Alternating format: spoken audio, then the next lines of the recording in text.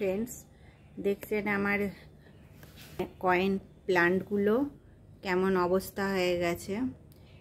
এই গরমে এদের পাতাগুলো একটু হলদে হলদে মতন হয়ে গেছে আর অনেক গাছই পচে পচে যাচ্ছে, তারপরে পিঁপড়ে লেগেছে ভীষণ। সেই জন্য আজকে আমি এই কয়েন প্লান্ট নিয়ে একটা ভিডিও করতে এসেছি। তাহলে আপনারা দেখুন এই ভিডিওটা। এখন আমি এই গাছগুলোকে রিপট করব। আর এই গাছগুলো দেখতে খুবই সুন্দর, এদের পাতাগুলো গোল গোল হয় আর খুবই সবুজ হয়। এর পাতাগুলো তো এখন একটু হলদে হয়ে গেছে, তা নয় তো এর পাতাগুলো ভীষণই সবুজ হয়। আর এর মাঝখানটা ঠিক এই পাতার এই যে জায়গাটা মাঝখানটা একটুখানি সাদা সাদা রং, অপূর্ব লাগে দেখতে পাতাগুলো। আর এটা প্রায় সবগুলোই সমানভাবে বাড়তে থাকে, গোটা টবটাই একেবারে ভর্তি হয়ে যায় সমানভাবে। আর এত বেশি গ্রিনিশ হয়ে থাকে যে এগুলোকে দেখতে খুব ভাল লাগে। আর এগুলোর একটা ফুলও হয়, সরু সরু করে একটা ফুলের শীষ ওঠে, তার মধ্যে ছোট ছোট সাদা সাদা ফুল ফোটে, সেটাও দেখতে বেশ ভালো লাগে। আর এই গাছগুলো একটুখানি মানে প্লান্টটার লতা ছেড়ে ছেড়ে হয়, ওই লতাটার সঙ্গেই শিকড় থাকে, শিকড়টাকে একটুখানি আঙ্গুলে করে চেপে মাটি দিয়ে বসিয়ে দিলেই আবার গ্রো হতে থাকে গাছ। তাহলে সেই গাছটা আমরা কিভাবে লাগাবো সেটা আমি এখন দেখাচ্ছি। আর এই কয়েন প্লান্ট ঘরে রাখা অনেকেই ভাবে খুবই লাকি, সেই জন্যে অনেকেই এই কয়েন প্লান্টটা ঘরে রাখে, যেমন মানি প্ল্যান্ট রাখে সেরকম এটাকেও রাখে। আর এই গাছটা খুব বেশি রোদ পছন্দ করে না। এই গাছটা সেমি শেডি এরিয়াতে রাখতে হয়, কেন কি সকালের দিকে 2 ঘন্টা মতন রোদ পেলো, তারপরে শেড এরিয়াতে থাকলো, কিংবা যাদের ছাদের ওপরে শেড বানানো আছে সেই শেডের তলাতেও যদি রেখে দেওয়া হয় ও তাহলেও খুব ভালো থাকে। প্রথমে অল্প রোদের হালকা কিরণটা পেলো, আর পরে ওরা ছায়াতে থাকলো, তাতেই ওদের খাবার তৈরি করা হয়ে যায় আর এরা ভালোও থাকে। কিন্তু এবছর যে হারে গরম পড়েছে সেই জন্যে গাছগুলো একটু নষ্ট হয়ে গেছে। তাহলে এবারে আসি কি কি নিতে হবে। প্রথমেই নিয়েছি মাটিটা ভালো করে চেলে নিতে হবে আর ভালো করে মিহি করে নিতে হবে। এইটা আছে ভার্মি কম্পোস্ট। তাহলে আমি 3টে টবে গাছ লাগাবো, 3টে টবের জন্যে এত একটা ডাব্বাতে আপনি মেপে নেবেন, কৌটোতে মেপে নেবেন। মাটিটা একটু বেশি লাগবে, আর সেই মাটির হাফ পরিমাণে দেবেন ভার্মি কম্পোস্ট। ভার্মি কম্পোস্টের সঙ্গে আরও হাফ স্যান্ড, বালিটা আমার ধোয়া আছে, এর ভেতর কিছু কাঁকড় টাকড় আছে, তাও আমি রেখে দিয়েছি, এই গাছটা ভালোই হবে তাতে। আর এতটা নিয়েছি হাড়কুচি আর শিংকুচি, এটা মিশিয়ে দেব। সঙ্গে আছে ফুরাডন এতটা নিয়েছি। ফুরাডনটা দিলে এই গাছে ভীষণ পিঁপড়ে হয়, তো পিঁপড়েটা হবে না। ফুরাডন আপনারা অনলাইনে কিনতে পাবেন, এটা 200 কত টাকা যেন দাম আছে।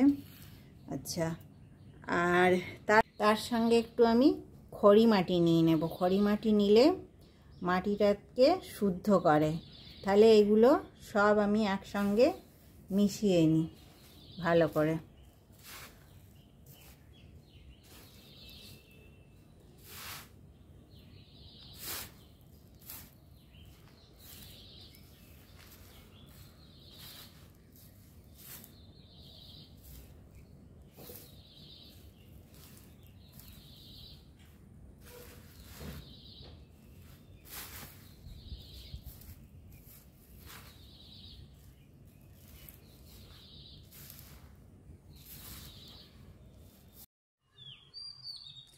এর সঙ্গে অল্প একটু কোকোপিট নিয়ে নিই, কোকোপিট ময়েশ্চারাইজ করবে।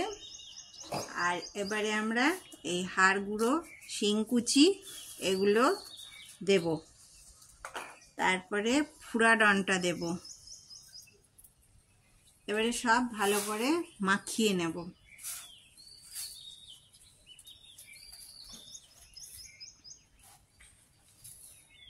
ভালো করে মাখিয়ে নিলে সব একসঙ্গে মিশে যাবে।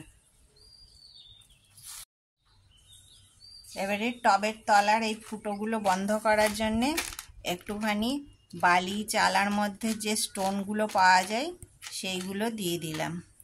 তার উপরে আপনারা বালি দিতে পারেন, কিন্তু আমি বালি দেব না তার উপরে, কেন কি এর মধ্যে আমি বালি মেখেই রেখে দিয়েছি। এবার এই মাখানো যে আমরা মাটিটা বানিয়েছি এই মাটিটা ভরবো।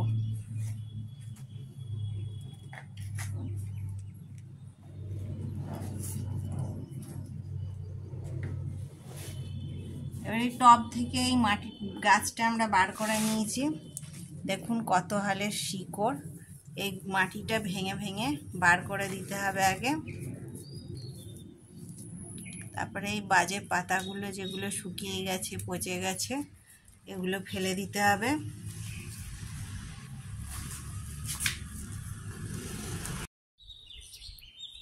এবারে গাছটা আমরা এই পটের মধ্যে, টবের মধ্যে লাগিয়ে নেব। আমি সব মাটি ছাড়ালাম না, শুধু জাস্ট গাছটা হাফটা কেটে বাদ দিয়ে দিলাম, কেননা এটা প্রচণ্ড ঘন হয়ে গেছে। তারপরে আবার একটু মাটি দিয়ে দেব। মাটিটা দিয়ে একটু এপাশে এপাশে সরিয়ে দেব। কিছু পাকা পাতা আছে, এগুলোকে ফেলে দেব। যে খালি খালি জায়গাগুলো আছে এগুলোতে আবার মাটি ভরে দেব। পাশে পাশে